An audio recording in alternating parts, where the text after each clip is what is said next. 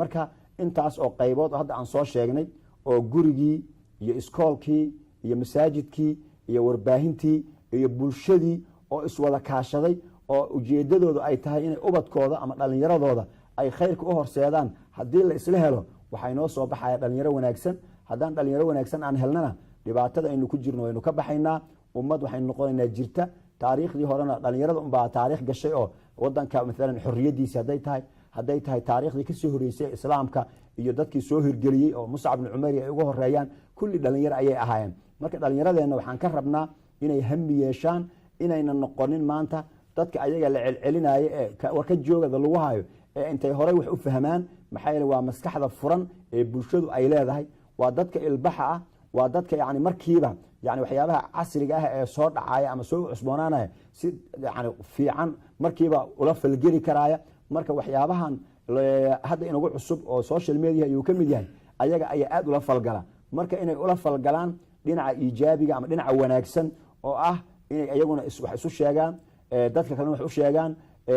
waalidiintoodna ay ka farxiyaan oo qof walba wuxuu jecel yahay ilmihiisu inay noqdaan ilmo wanaagsan oo barbaarsan oo lagu farxo cibaadurraxmaan kan waxyaabaha ilaahay ka baryaan waxaa ka mid a rabbana hab lana min azwaajina wa dhurriyaatina qurrata acyun marka dhallinyaradeena waxaan rabnaa dhammaantood inay qurrata acyun ay inoo wada noqdaan oo waalidkooda ay u noqdaan oo bulshada ay u noqdaan oo dhalinyaro iskaashatay oo wadankooda dhisaysa oo akhlaaq leh markay inoo soo baxaan kulli waa la wada ducaynayaa wiilal iyo gabdho fiican ayaa inoo soo baxay ayaa leeyahay ummadaasna rajo ayay yeelanaysaa marka inay ogaadaan dhalinyaradu inay muhiimkaas ay yihiin haddii kale waxay noqonayaan sidii qisada Soomaaliga ah la sheegay ee la yiri hadda ka hor ayaa libaax yar intii la soo qabtay ayaa lala koriyay markii dambe markuu weynaaday lo'dii ayuu la foofay markaas waraabo ayaa lo'dii soo weeraray libaaxi dhinaciisa ayuu sidii lo'da ay u cararaysay ama u didaysay ayuu dhinaciisa ka diday markii dambe loo sheegay in adigu libaax baa tahay waraabaha adaa ka adage bal intaad istaagto xagiisa bis hal mar fiiri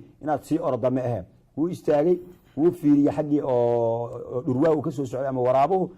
markuu arkay libaax meesha ku jira ma warba u yaalaha wuu cararay bas wuxuu u baahnaa marka libaaxaasi in loo sheego inuusan lo ahayn ee uu libaax yahay marka dhalinyaradeena waxaan rabnaa inaan u sheegno inay libaaxyo yihiin oo bulshada wanaageeda iyo khayrkeeda dadkii kicin lahaa inay yihiin laakiin hadday isu qaataan inay lo yihiin oo ay mas'uuliyaddii ay lahaayeen ay gabaan oo ayagii ay noqdaan kuwa maanta o dhan lagu sheekaysanayo oo laleeyahay warkan way xumaadeen seen ka yeelnaa khasaare ayay ayagana ku tahay waalidkiina ku tahay bulshadiina ay ku tahay marka inay mas'uuliyaddaas dareemaan oo ay yidhaahdaan annaga ayaa wadankeena iyo diinteenna aan laga rabaa inaan hirgelino yani nin shaacir ah ayaa wuxuu tilmaamayay dhalinyarada iyo ahamiyada ay leedahay markaasaa wuxuu yidhi idaa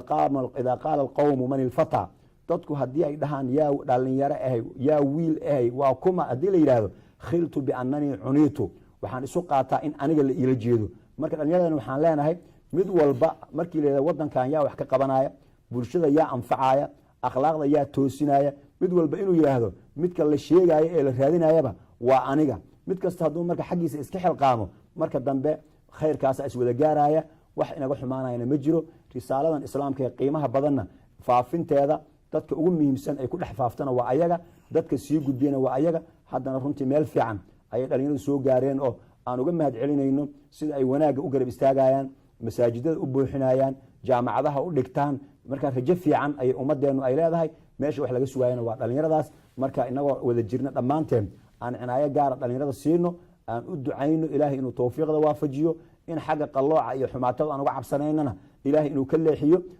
xagga wanaaggan inuu tusiyo waxaan kusoo gabagabeynaa dhalinyarada sida in loogu dulqaato ay tahay wixii ka khaldama nabiga sal allahu alay wasalam ayaa nin dhalinyara u yimid wuxuu rasuulka ilaahayow inaan zinaystaan rabaaye warqad iigu qor aan ku zinaysta ii fasax ii idan lii fi zina dadkii way kula boodeenoo way yaabeen markaasaa wuxuu ku yidhi nabigu ii soo dhowow maxaad rabtaa arrintii ayuu ku celiyey oo saas ayaan rabaa ayuu yidhi markaasuu si caqli ah oo maskaxda yani gelaysa ayaa wuxuu ku yidhi hooyadaa iyo walaashaa iyo intii qaraabo la ahayd oo haween ah raalli ma uga tahay in laga zinaysto markaasuu yidhi may raalli ugama ihi dadkoo dhan waa sidaase yaan kugu qora ayuu yidhi leanna ma jirto gabar ama cirka ka soo dhacday ama dhul ka soo baxday oo aabba aan lahayn ama hooye aan lahayn ama qaraabo kale aan lahayn dadkoo dhan waa un bulshada qaybo ka mid a marka qofba waxaa la rabaa wixii qofka kale walaalkiisa uu dhibsanayo inuu walaalkii ka daayo marka ninkii markii saa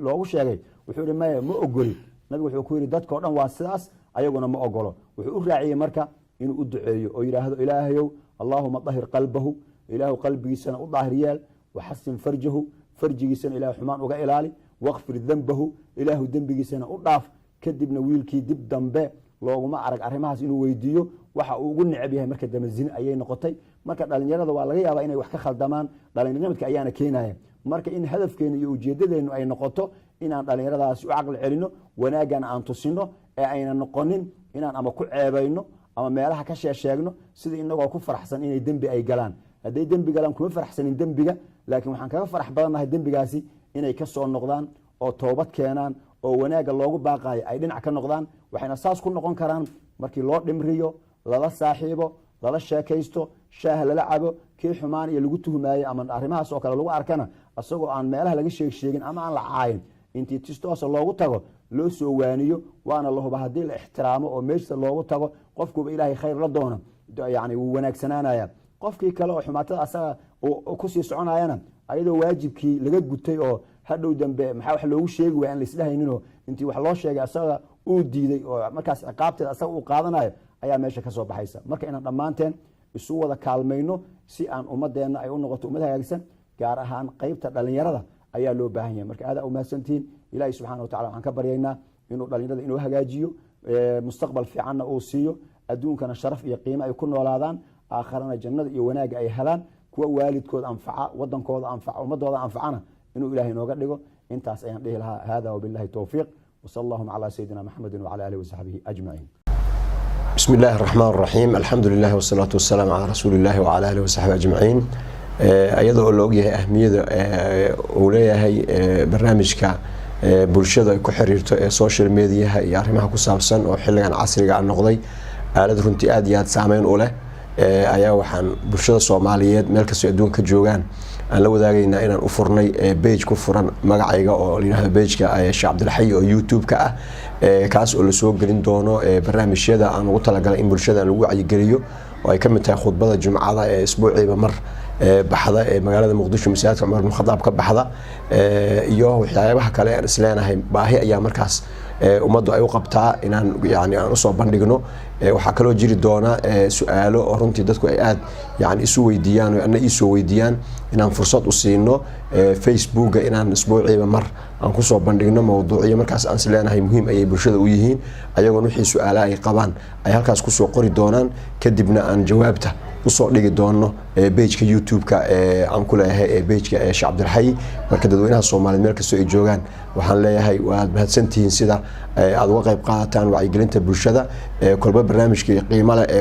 meelahaas lagu soo bandhigo aad marka aad uga sii qayb qaadataan iyo dareenka runtii wacyiga sareeya aad yani kaga falcelisaan hadba markii duruufta iyo mowduucyada halkaas ka jira la maraayo marka waxaan leeyahay ku soo dhawaada page-kaas insha Allah taala waxaan rajaynaynaa duruus laga faa'iideysto iyo macluumaad muhiim u ah nolosha